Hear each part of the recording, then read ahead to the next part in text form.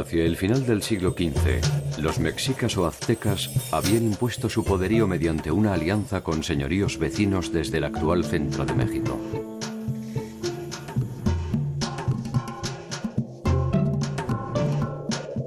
En Sudamérica, los incas ya poseían el control territorial de una vasta extensión que incluía desde Colombia hacia el norte hasta Chile y Argentina en el sur.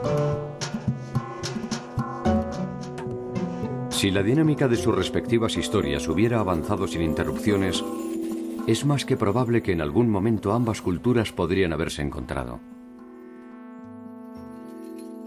De ser así, el escenario de este encuentro hipotético se habría producido en el área centroamericana.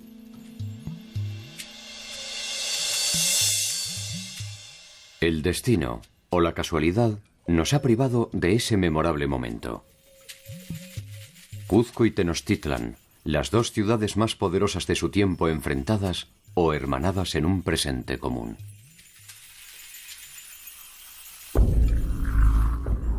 ¿Se habrían maravillado el uno del otro? ¿O simplemente habrían intentado destruirse sin contemplaciones?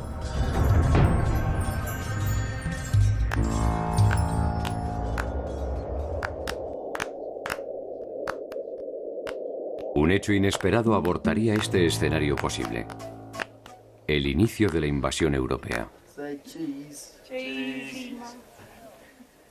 En muy poco tiempo, cientos de culturas diferentes debieron homogeneizarse en un solo mundo, olvidando su pasado casi por completo.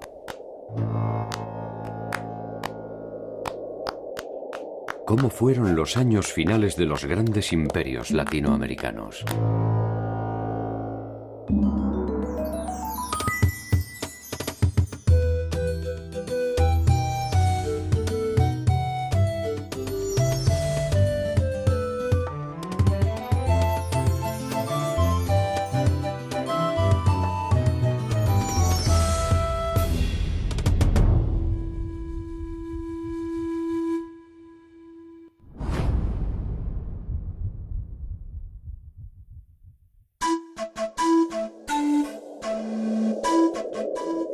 El llamado descubrimiento de América es probablemente uno de los eventos más extraordinarios de la historia de la humanidad.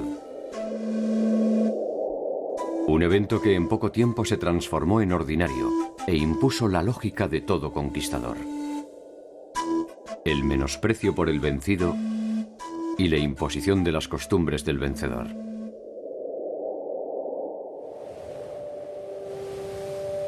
En 1511, un barco que tenía como destino las costas de Santo Domingo naufragaba en Centroamérica. 20 supervivientes llegan a la costa de una provincia maya. Algunos mueren de hambre. Otros son capturados y sacrificados. Solo 2 sobreviven: Jerónimo de Aguilar y Gonzalo Guerrero. Gracias a ellos, los mayas comienzan a conocer algunas particularidades de la cultura europea. Ninguno de los dos sospechaba que el periplo que habían iniciado era apenas el principio de una historia que tendría como escenario principal la mítica ciudad de Tenochtitlan. Tenochtitlan fue una ciudad fundada por los aztecas en un islote del lago de Texcoco en el año de 1325. La ciudad de Tenochtitlan llegó a ser una de las maravillas del Nuevo Mundo. Se calcula que llegó a tener entre 150 y 200,000 habitantes. Ellos fueron grupos que ya habían estado en las cercanías del lago buscando un lugar de establecimiento y escogieron este lugar porque era un lugar privilegiado para la defensa militar. El islote se ubicaba en el centro del lago y con esto iba a tener una enorme ventaja a nivel del control del comercio y la circulación de las canoas. La ciudad como islote estaba unida a la tierra firme por medio de 4 grandes calzadas y luego una gran calzada dique, la cual es una obra de ingeniería mayor que hicieron los mexicas en la época ya de esplendor de su cultura. En estas calzadas dique había tramos en los cuales eran interrumpidos por huecos y se ponían puentes móviles y entonces en casos de ataques militares se recogían estos puentes móviles y se podía así aislar la ciudad como un islote verdadero. Desde ese pequeño islote, Tenochtitlan habrá de crecer hasta desarrollar el imperio más vasto del México antiguo. El líder supremo de Tenochtitlan se conocía bajo la denominación de Hueytlatoani. Izcoatl es reconocido como Hueytlatoani alrededor de 1427 y es con él cuando los mexicas logran una independencia como señores y forman una alianza con el señor de Texcoco y el señor de Tlacopan. Esta alianza es conocida como la Triple Alianza. Esta unión, digamos, de fuerzas entre estos tres grandes señoríos del centro de México va a lograr una expansión a lo largo de todo Mesoamérica. Finalmente, Tenochtitlan queda arriba de los otros dos como el que recibe y controla mayor número de pueblos y mayor número de tributos.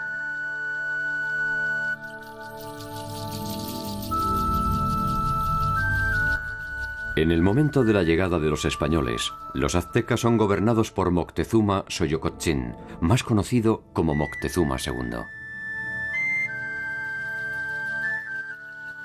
Nacido en 1466 en Tenochtitlan, había conseguido la sucesión en honor a ciertas campañas militares, a su fama de hombre sabio y sensible, pero fundamentalmente gracias a su espíritu religioso.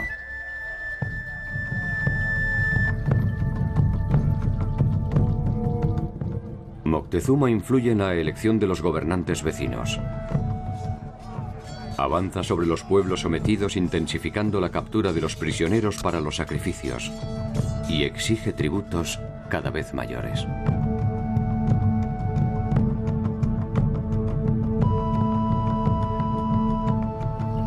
La señal de no pagar tributo significaba rebelión.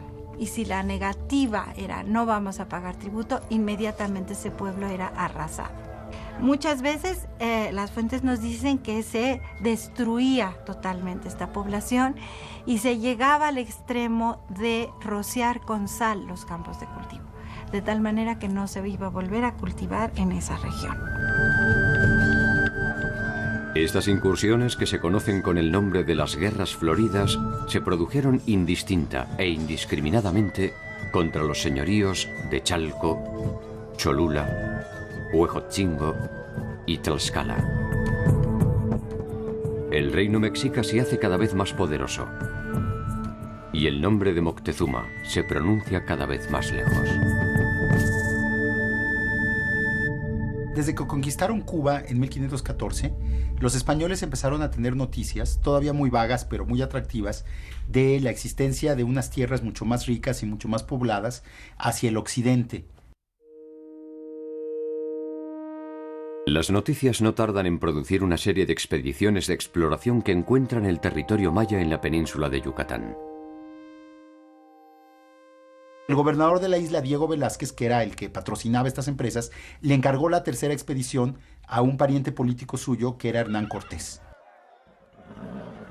Cortés tuvo más fortuna que las expediciones anteriores porque en uno de las escalas que hizo en su camino a Veracruz, en la zona de Campeche, se enfrentó primero con los señores de la zona. Tuvo una batalla bastante fuerte y, por cierto, esta fue la primera batalla que realizaron los españoles en el continente americano en que cuentan que se les apareció la figura de Santiago Matamoros, que era un santo guerrero, que era el protector de los guerreros católicos cuando combatían a los infieles.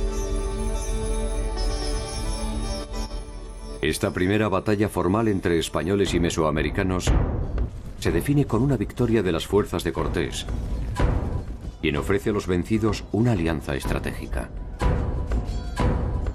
Pese a las diferencias idiomáticas, no tiene dificultades en hacerse entender.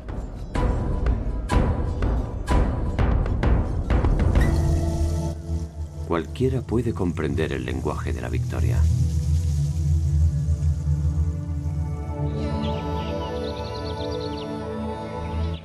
Por otro lado, en el grupo de Cortés se ha producido otra aparición milagrosa. Unos días antes, han encontrado en la península de Yucatán a un español que habla a la perfección la lengua de los champotones. Jerónimo de Aguilar. Jerónimo de Aguilar había sobrevivido con dificultad sirviendo a las órdenes del jefe Taxmar. Su compañero de infortunio, Gonzalo Guerrero, a las del jefe Nachancam. Al encontrar a los españoles, Jerónimo de Aguilar sintió que sus plegarias habían sido escuchadas. Gonzalo Guerrero, en cambio, hacía tiempo que había dejado de rezar. Gonzalo Guerrero se le ofreció en matrimonio la hija del señor que lo recibió y se incorporó con bastante éxito a la sociedad yucateca.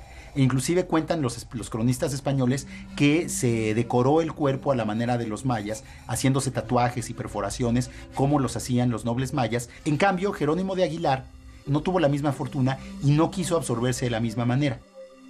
Cuando Hernán Cortés llegó a Cozumel, unos mayas le comentaron que había 2 españoles en la tierra y Cortés, muy interesado, mandó llamarlos a los 2. Gonzalo Guerrero se negó a ir porque, según los españoles, porque le daba vergüenza que vieran que se había hecho tatuajes y se había decorado el cuerpo a la manera maya, pero yo creo que básicamente porque pues, ya estaba bastante bien establecido y seguramente le había ido mejor entre los mayas que como le iba entre los españoles. Y Jerónimo de Aguilar, en cambio, pues que había estado guardando esta esperanza de ser rescatado, acudió inmediatamente al llamado de Cortés. Al conocer las lenguas mayas, Jerónimo de Aguilar se transformará en la primera mitad del puente de oro que conduce a Tenochtitlan. La segunda mitad tendrá nombre de mujer. Entre los regalos que Cortés recibe de los champotones, hay algunos sirvientes y un grupo de mujeres cautivas que los acompañarán. Entre ellas está Malinche, o Doña Mariana, como la llamarán los españoles. Malinche no solo habla maya, sino también náhuatl, la lengua de los mexicas.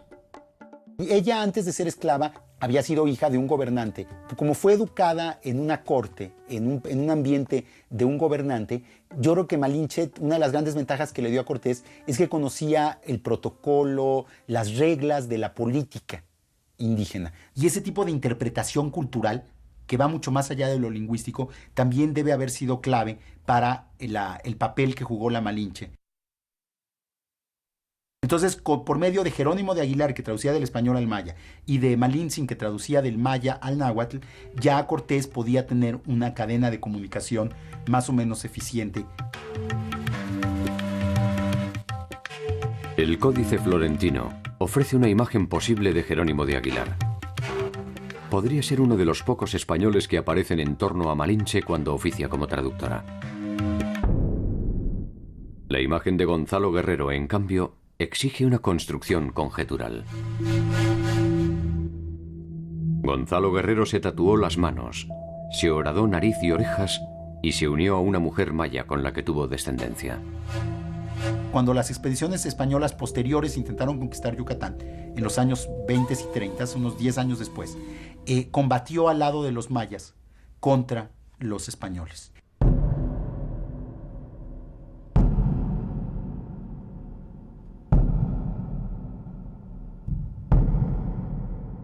Dicen que murió en combate hacia 1536, defendiendo el territorio que los invasores llamaron Indias Occidentales. Se trata apenas de una muerte más que pudo pasar desapercibida en el contexto de tantas batallas. Su pequeño gesto puede ser sometido a diferentes interpretaciones. Pudo tratarse de un hombre ambicioso que solo se apresuró a tomar su parte del botín. Pudo tratarse de un hombre despreciable que en una encrucijada eligió traicionar a sus propios compañeros.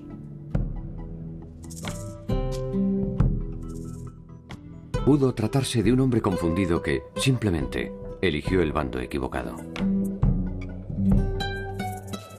O tal vez pudo tratarse de un hombre que vio que el nuevo mundo estaba habitado por otros nombres, otros aromas, otros dioses y otras sensaciones.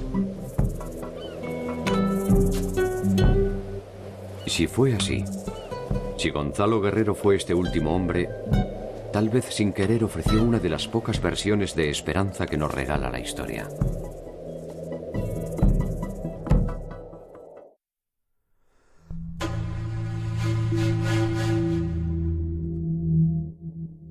Desde que Moctezuma supo que Cortés había puesto pie en tierra firme, siguió meticulosamente cada uno de sus pasos y se enteró de sus victorias militares y sus pequeñas alianzas. No tardó en enviar a sus embajadores con presentes y advertencias, que Cortés contestó también con presentes y advertencias. Ambos sabían que la vastedad del territorio que ocupaban era insignificante para el tamaño de sus ambiciones.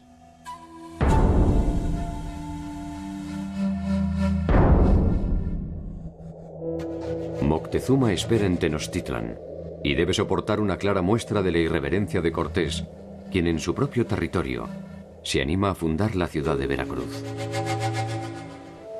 Desde allí, Cortés iniciará el viaje que lo conectará con sus principales aliados, los tlaxcaltecas. Tlaxcala aparece siempre como un señorío independiente que se rebela ante el control de los mexicas, pero que los mexicas los tienen cercados. A mí me parece a veces que era un poco un juego político, ¿no? Porque estas guerras, ¿no? Estas las llamadas guerras floridas, que eran con el objetivo de obtener cautivos para los sacrificios, ¿no?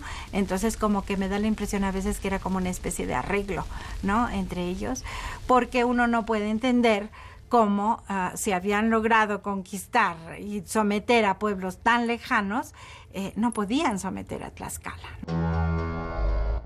En Tlaxcala se debaten los pasos a seguir ante la llegada de Cortés.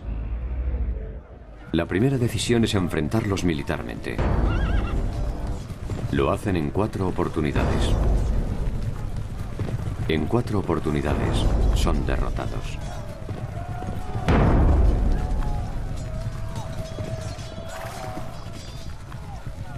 Finalmente deciden aliarse con las fuerzas españolas. El camino a Tenochtitlan está prácticamente despejado. Moctezuma aún confía en que sus dioses podrán derrotar a los extranjeros. La sede para la próxima batalla no puede ser otra que una morada sagrada.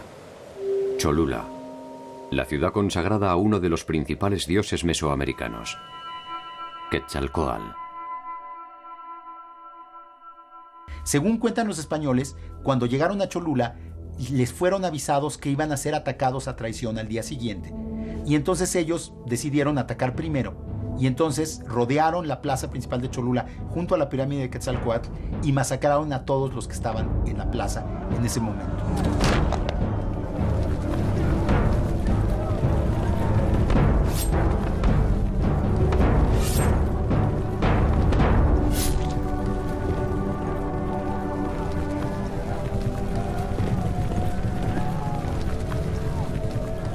No sabemos cuántos fueron los muertos, deben haber sido centenares, inclusive millares de personas, pero el impacto psicológico de esta matanza en un santuario, en el principal santuario de Mesoamérica, fue brutal en toda la tierra. El impacto estremecedor no tardó en imponerse en todo el territorio. Las especulaciones se acabaron repentinamente. No importaba ya quiénes eran los recién llegados. Tampoco si su naturaleza era divina. El tiempo de los dioses originarios había terminado.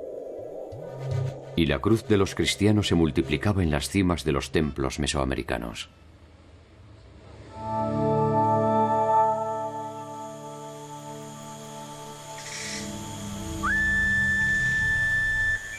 Para la civilización europea, los pueblos encontrados naturalmente estaban perdidos.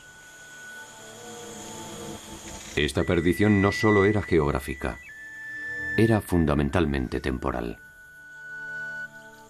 Estaban perdidos en el espacio, pero también en el tiempo.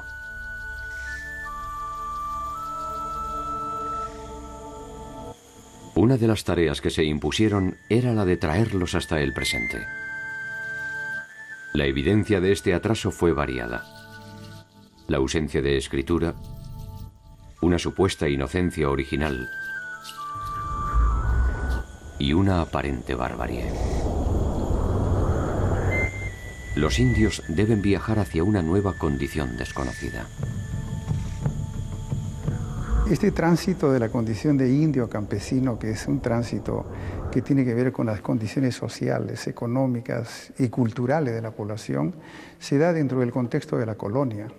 Todos comienzan a ser tributarios, todos comienzan a ser los sectores inferiores de la sociedad y la condición cultural de indio comienza a ser considerada una condición prohibida. Se prohíbe el uso del idioma, se prohíbe el uso de ciertas indumentarias que representaban la cultura propia. Si hay un proceso de desculturalización, se pierde la cultura porque se evangeliza a los indígenas. Por otro lado, se gana esa cultura nueva, esa cultura campesina. El tránsito de indio campesino es un tránsito largo, doloroso, dramático. En ese sentido, la conquista de Mesoamérica, en el caso específico de México, fue una extensión de la Guerra de Reconquista española, porque se vio como la posibilidad de la corona española de traer más miembros a la cristiandad. Era la oportunidad histórica de los reyes de España de hacer una gran aportación a nivel mundial, de conseguir nuevos fieles para la iglesia que tanto defendían. En esos escasos años se intentó reformular completamente una variedad de culturas diversas para convertirlas en una sola.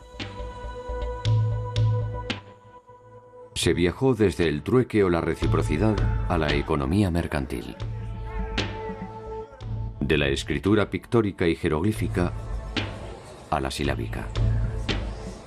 De un sistema numérico avanzado a uno arcaico. Del politeísmo al monoteísmo.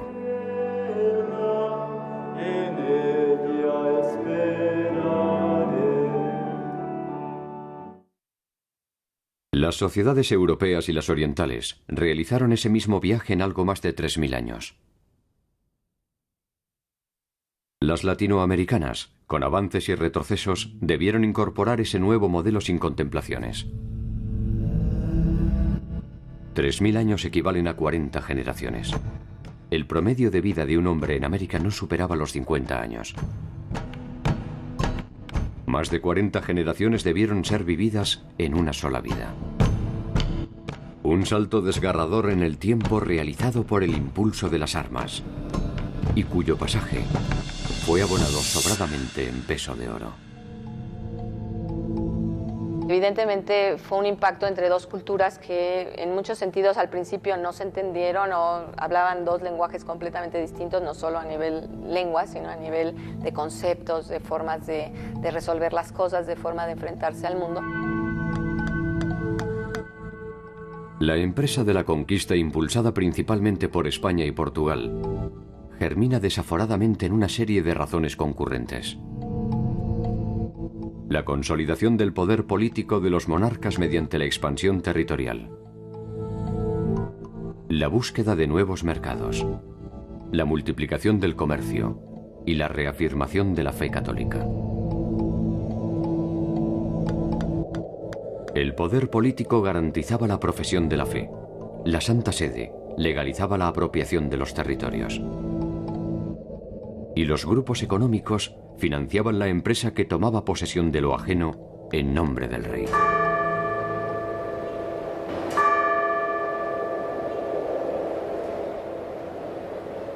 El instrumento que permitió la conjunción de estos intereses políticos, económicos y religiosos se concretó en una institución tan compleja como atractiva: la capitulación. Bueno, las capitulaciones son la forma legal que encontró la corona española para organizar las empresas de conquista. En estas capitulaciones se establecía con precisión cuánto aportaba cada quien, cuáles serían las condiciones básicas de organización de la expedición, y también se establecían con bastante nitidez lo que se comprometía la propia corona. La corona no podía financiar todas estas expediciones, tanto de descubrimiento como de conquista, y establecía claramente sus ganancias, sus aportaciones y las obligaciones que tendría que tener los conquistadores, que como en una sociedad anónima unían sus capitales para cubrir el riesgo. Ellos eran los que realmente corrían con el riesgo de que la empresa fuera infructuosa y perder sus capitales.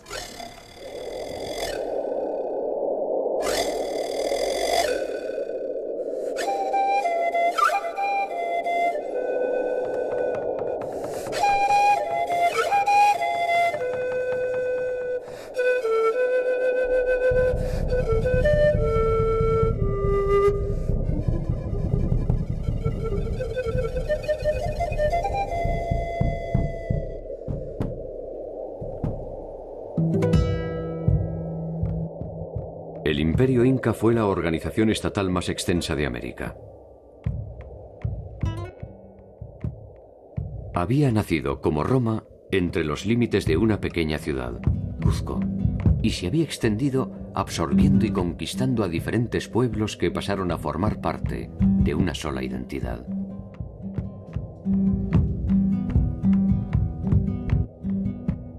Es sin duda una de las civilizaciones andinas más memorables. Sus ejércitos llegaron a contar con decenas de miles de hombres. Sus ciudades fueron refinadas y monumentales.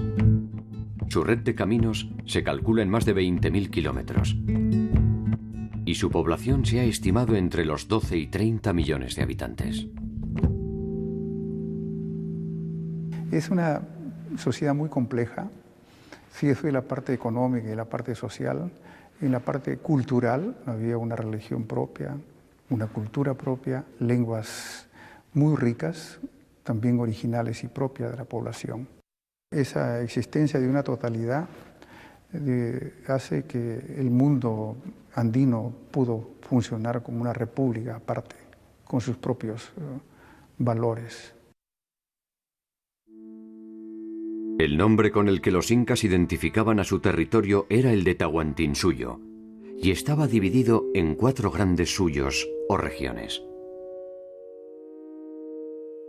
Chincheysuyo hacia el norte, Contisuyo al oeste, Antisuyo al este y el Collasuyo al sur. La referencia a partir de la cual se realizaba esta división era su capital, Cuzco. Una sucesión de hechos inesperados cambiaría el equilibrio del Estado inca. Hacia 1493 se inicia el gobierno de Huayna Cápac.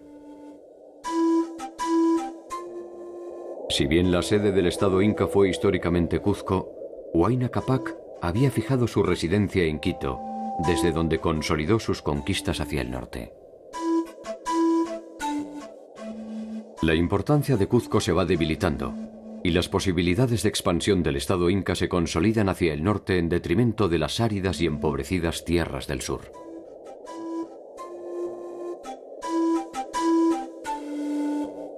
La muerte de Huayna Cápac dará inicio a las intrigas palaciegas que terminarán enfrentando a Cuzco y Quito.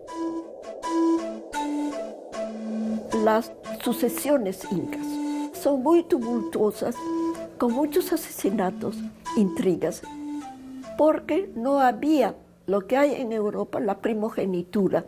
Entonces era un número limitado de candidatos y había que escoger entre esos limitados candidatos. De ahí que vienen crímenes, pasiones, y se matan y hacen de todo.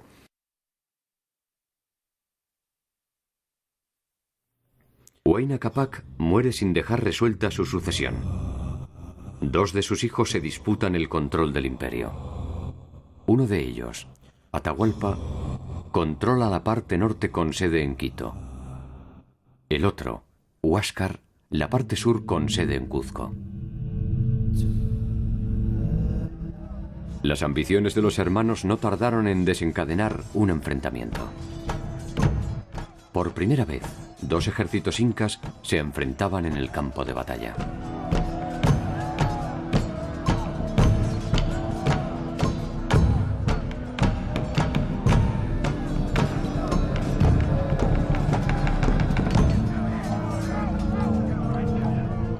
Atahualpa saldrá vencedor de la contienda y Huáscar será ejecutado en las inmediaciones del río Yanamayo. Se dice que allí fueron arrojados sus restos sin pompas ni honores.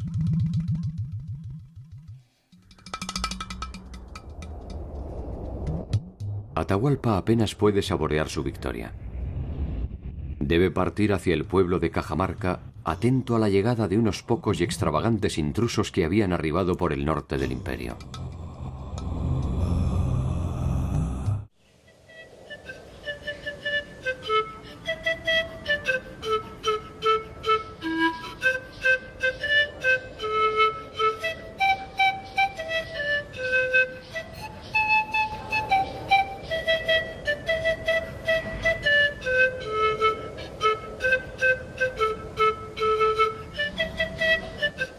Cajamarca está ubicado en el extremo norte del actual territorio del Perú. La ciudad puede observarse desde un antiguo santuario conocido como la Silla del Inca. A escasos kilómetros de allí existe un afloramiento de aguas termales. Este lugar era uno de los utilizados para el descanso por los sapas incas, los líderes del imperio. Atahualpa elige Cajamarca para encontrarse con los españoles. Se dice que su intención era escarmentarlos por el saqueo que habían realizado en la localidad de Tumbes y del que ya habían tenido conocimiento.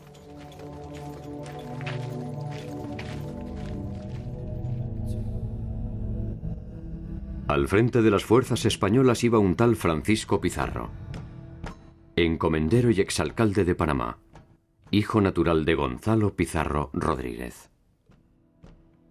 Los españoles que conquistaron primero América Central y el estrecho de Panamá, poblaron Panamá hacia 1510, 11, 12, 13. Panamá era un centro de entrenamiento y de fabricación de conquistadores, su base de operaciones para descubrir el Mar del Sur, que es el Océano Pacífico, que lo descubrió Balboa, y luego comenzar a navegar hacia el sur en búsqueda de eso que comenzaban a escuchar como una suerte de gran imperio, gran país con muchas riquezas, ¿no?, que era el imperio de los incas.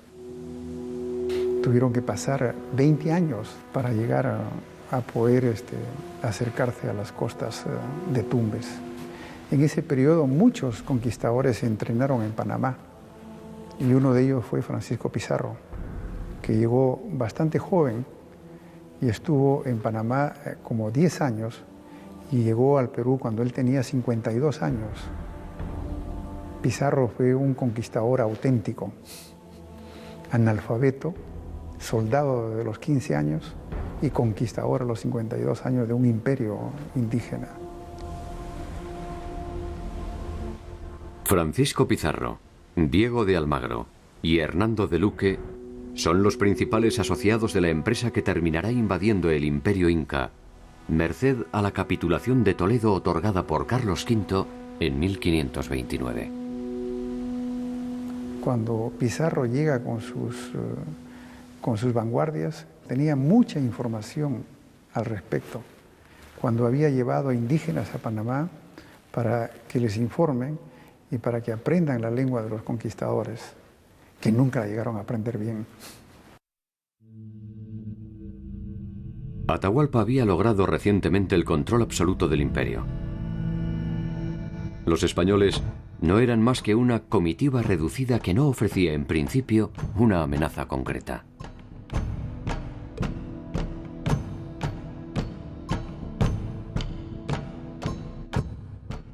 Atahualpa espera por el encuentro en los baños termales mientras Pizarro se hospeda en la ciudad de Cajamarca. Las crónicas indican que los soldados de Atahualpa habían acampado en lo que son los baños fuera de Cajamarca, y los soldados de Pizarro acamparon en los alrededores de la plaza principal de la ciudad. Y fue una noche tensa. Uno de los cronistas dice que las fogatas de los soldados de Atahualpa eran tan numerosas como las estrellas que poblaban el cielo de Cajamarca en esa noche. Pero que fue una noche que casi transcurrió en la vigilia aparente, tanto que los indígenas que no tenían un sistema de rotación de guardias pensaban que los españoles no dormían por la presencia de guardias alrededor de la plaza. Yo creo que es muy importante investigar lo que pasó en Cajamarca para poder deslindar un poco la verdad. Los hechos de Cajamarca resultan de gran interés porque en ellos se expone el dramático choque entre dos culturas, que en el breve evento ponen en juego no solo sus intenciones, sino su forma de entender el mundo.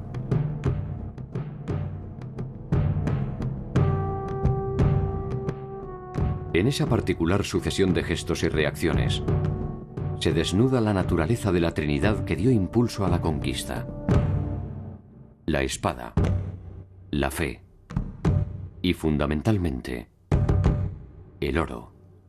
Y por la tontería de Atahualpa, que quería ver de cerca a estos que vinieron antes del segundo viaje de Pizarro y que se fueron.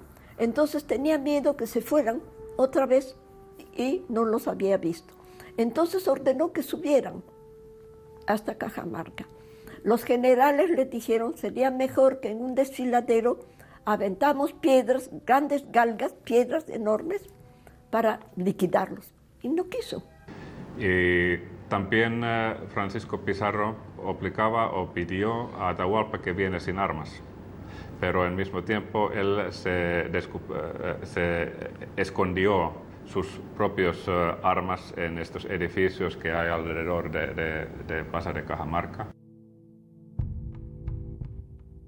A Atahualpa lo acompañan sus principales aliados, sus guerreros y su fastuosa corte. El grueso de su ejército espera en las inmediaciones del lugar. Tal vez supone que su sola y poderosa presencia alcanzará para intimidar a los hombres barbados. Tiene sus razones. Después de todo, es el Hijo del Sol. Les dio guía, alimentos, ropa, todo lo que necesitaban les dio. O sea, fácilmente llegaron a Cajamarca. Y además, en vez de recibirlos en su real, rodeado de su ejército, se metió a lo que los españoles le confabularon la entrada a la plaza de Cajamarca, que ahí les dijeron: vengan sin armas porque nosotros los vamos a ayudar, somos amigos suyos. Y el Inca, ingenuo, porque de los grandes incas no hubiera pasado eso, pero Atahualpa, que creo que era no muy vivo, se metió en la boca del lobo. La reconstrucción de los hechos acaecidos el 16 de noviembre de 1532 exige completar el cuadro de situación. Pizarro espera con sus principales hombres armados, sus imponentes caballos y armaduras, sus socios en la empresa, un sacerdote de nombre Valverde y un intérprete que sobrevivió al tiempo bajo el nombre de Felipillo. La distancia hasta la tragedia siempre es breve. En este caso, es apenas un detalle menor. Un libro que todos los cronistas identifican como una Biblia.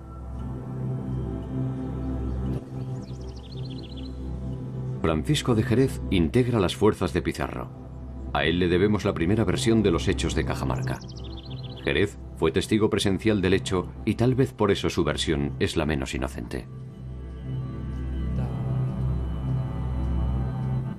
Atahualpa, intrigado por el dios al que dicen representar los intrusos, indaga sobre las costumbres de los cristianos.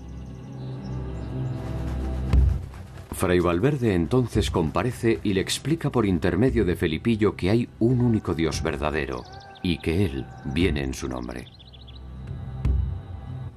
Previsiblemente, Atahualpa descree de un mensaje tan abominable y pide alguna prueba de su existencia. Fray Valverde no tiene otro milagro para ofrecer que su modesta Biblia. Con eso solo, le pide que se convierta a una nueva fe mediante el requerimiento. El requerimiento es la condición de que antes de atacar a un pueblo, el conquistador en turno tiene que ofrecerles, tiene que requerirles subordinarse pacíficamente al rey de España. Lo que pasa es que evidentemente a pueblos que no hablaban el idioma, que no entendían el concepto de dominación, etcétera, hablarle eso, por supuesto, nunca aceptaron el requerimiento, pero sí ya se había cumplido con la fórmula legal de haberlo ofrecido primero. Y entonces, en ese sentido, ellos aparecían como atacados, a pesar del ofrecimiento. Atahualpa tuvo en sus manos por primera vez un libro y, según dicen, esperó infructuosamente que de allí saliera la palabra de Dios. Jerez refiere que Atahualpa arrojó la Biblia con desprecio y que Pizarro ordenó el ataque para lavar la afrenta. Atahualpa nunca hubiera esperado un ataque directo sobre su persona.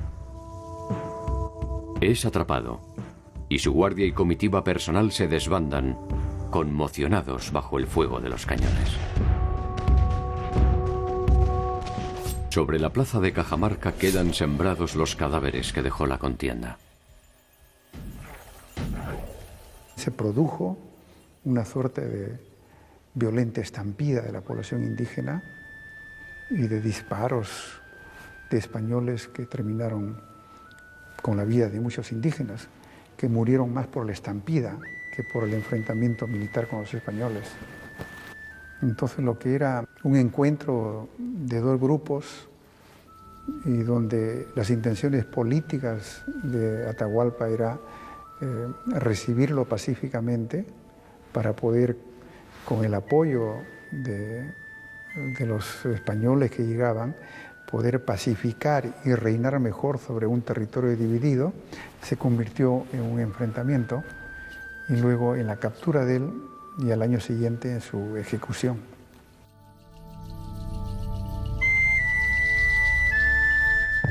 El llamado Cuarto del Rescate es una sencilla y modesta edificación. Allí cumple su encierro Atahualpa, quien en un nuevo alarde de su poder ofrece llenar el lugar de su cautiverio hasta donde llega su mano extendida por encima de la cabeza, por una vez con oro y por dos con plata, a cambio de su libertad.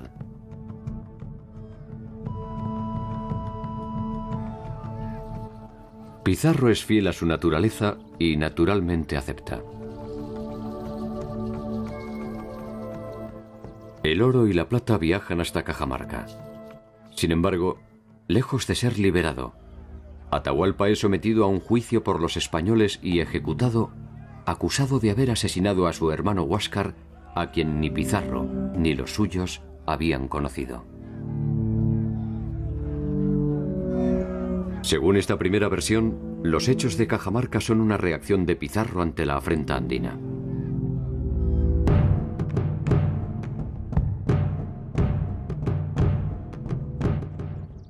Guamán Poma fue un cronista indiano posterior que refiere también los eventos de Cajamarca según su visión del mundo. Su versión resulta similar, solo que en ella no se trata de una reacción espontánea de Pizarro, sino de una reacción provocada deliberadamente por Fray Valverde. Al parecer, Pizarro se habría negado a atacar a Atahualpa, y solo lo hizo ante la insistencia de Valverde, quien no estaba dispuesto a perdonar una afrenta a su Dios.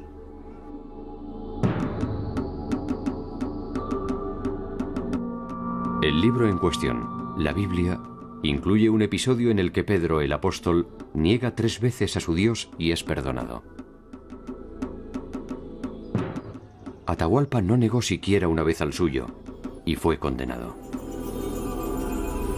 ¿Será que su Dios no era tan indulgente?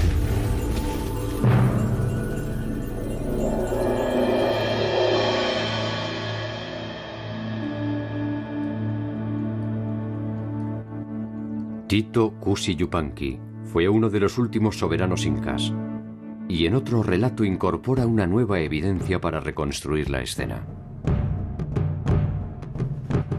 Cusi Yupanqui refiere que por 2 veces los españoles rechazaron la bebida que Atahualpa les ofrecía en señal de reciprocidad, y que por tal motivo rechazó la Biblia y originó el ataque.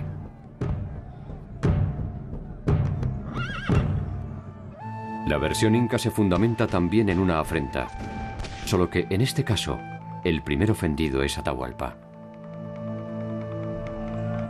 Para Cusi Yupanqui es un malentendido lo que da pie al luctuoso desenlace.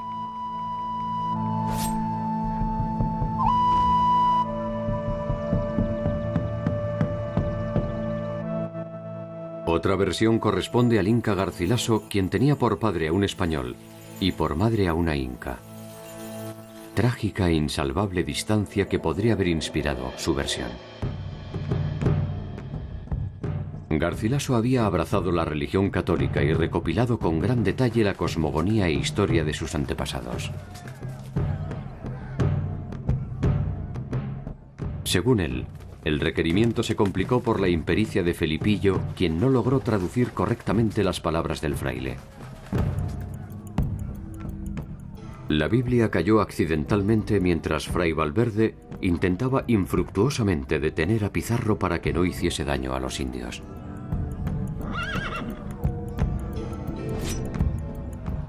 Se trató aquí tan solo de un accidente.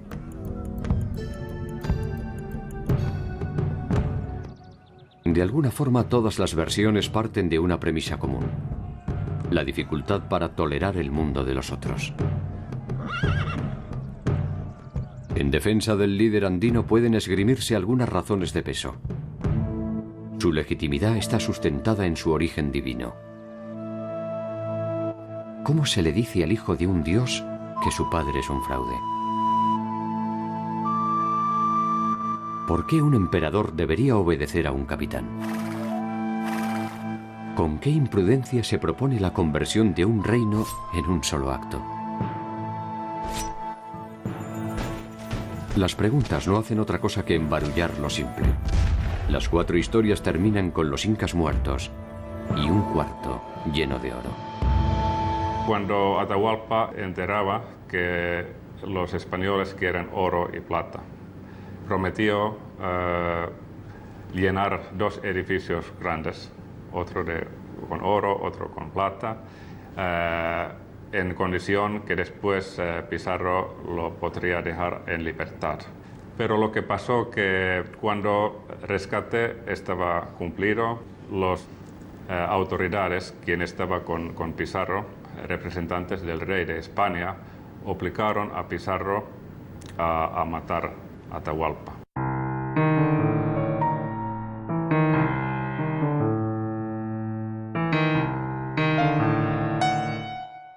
La dinámica de toda conquista es imponer las ideas del vencedor. En ese sentido, las fuerzas europeas no se diferenciaban sustancialmente de los ejércitos de Moctezuma o de Atahualpa. El triunfador se define por el resultado de las armas, pero la derrota siempre es de naturaleza espiritual. Los dioses mesoamericanos y andinos fueron los primeros derrotados. Y este quiebre en las creencias de los pueblos originarios contribuyó al derrumbe de sus estructuras políticas y sociales.